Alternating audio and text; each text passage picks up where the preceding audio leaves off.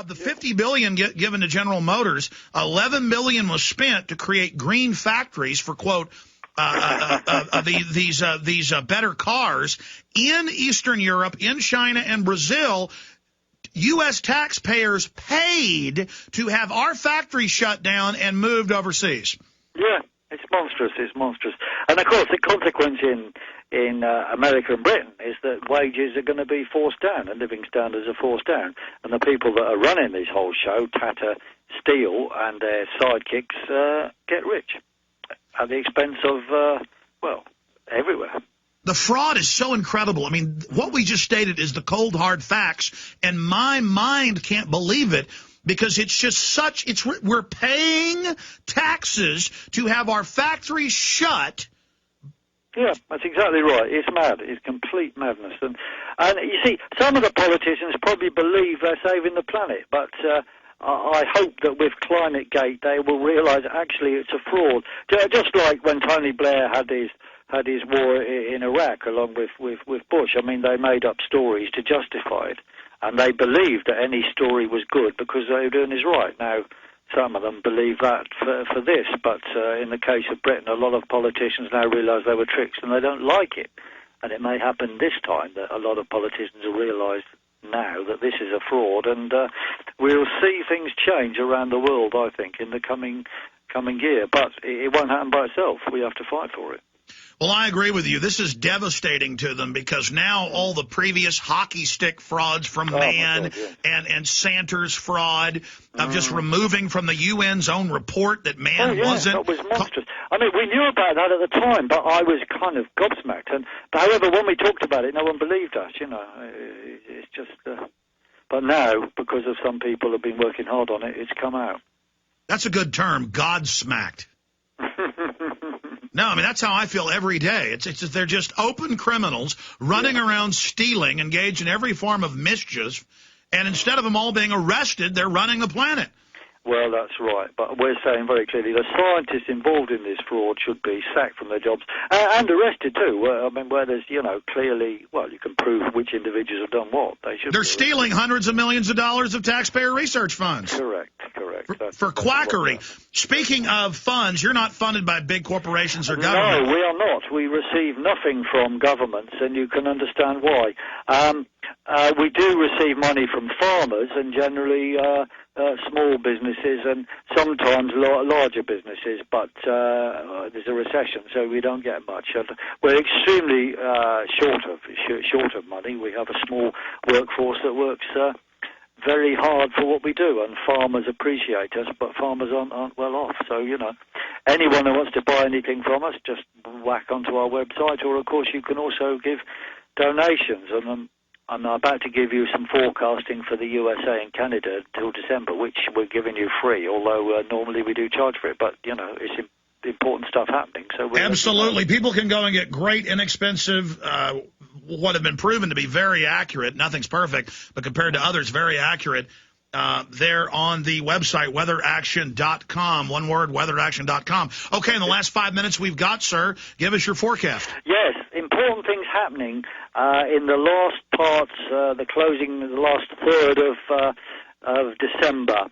Basically, between the 19th and 31st, there's going to be a series of waves of severe and at times dangerous and wintry weather, both in the USA and Canada.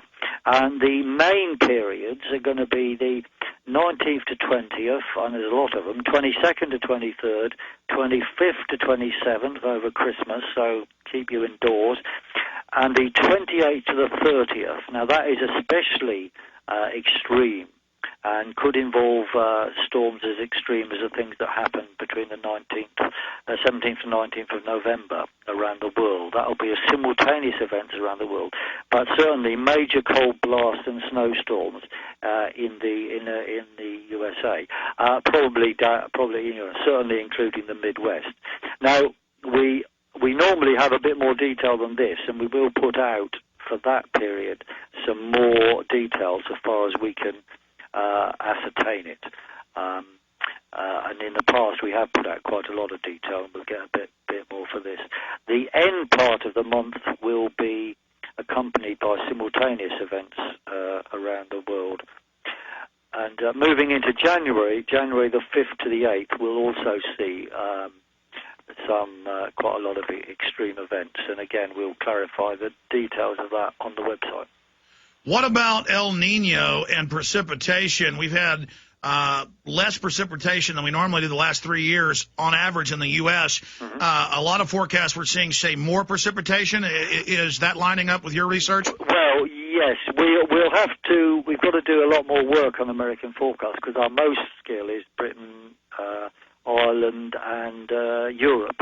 And there's going to be simultaneous events. You can get them free if you look on in Europe too, as happening in America. The main driver or the pattern, the most significant pattern in America is a kind of 60-year cycle, which is about the what's called the Pacific Decadal Oscillation. It's about the flow and temperature of the Yeah, the last drought was in the early 50s, and I mean the really bad one, and now we've had another drought 60 years later. Well, that's right, you see. That's about 60 years later, you see. And these are driven, or well, let's say, what happens in the Pacific is part of the climate system which gives these things. And that climate system, the 60-year cycle, can be understood in terms of the lunar modulation of the magnetic cycle of the sun. And this is explained on our website in various documents. And if people can't find them. Yeah, for those that don't know, the moon drives the ocean. It blocks out solar radiation. That's right. That's right. It interferes with the solar wind. So the plane of the moon's orbit has a period of about, it rotates around the sun every 18. But according to the UN, the sun, the moon, nothing. Well, they would say that, wouldn't they? I mean, you know, they have a mission to con us. But the cons are so big to say polar bears can't swim, their numbers are down when it's a fraud. Polar bears are doing very well, actually. Polar bears are doing extremely well. And anyway, polar bears did very well during, between 10,000 years ago and 1,000 years ago when the world was warmer. And, the Eskimos and so on were perfectly happy then. So for them to say they're feeling threatened is complete nonsense. It is utter rubbish. It's a pack of lies. It is. It's utter rubbish to say that the sun doesn't affect climate. I mean, they actually say that. This has been an amazing interview with Piers Corbyn, weatheraction.com. Our website's INFOWARS.com and PrisonPlanet.tv. I look forward to talking to you many times in the future, sir. Good. Keep up your great work. Great. Bye-bye. Goodbye. Cheers to you, buddy. All right, ladies and gentlemen, have a good Christmas. It's just incredible fraud, ladies and gentlemen. We're just fighting it.